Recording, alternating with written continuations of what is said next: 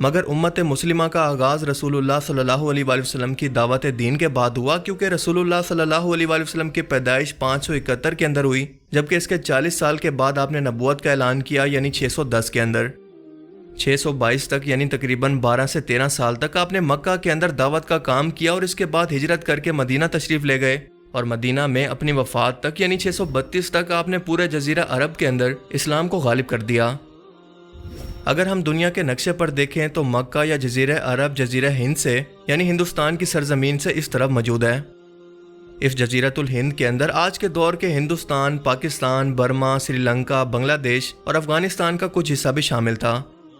جزیرۃ الہند کے اندر آپ جانتے ہیں کہ مسالہ جات بہت ہی اچھی کوالٹی کے اور بہت زیادہ تعداد کے اندر پائے جاتے ہیں۔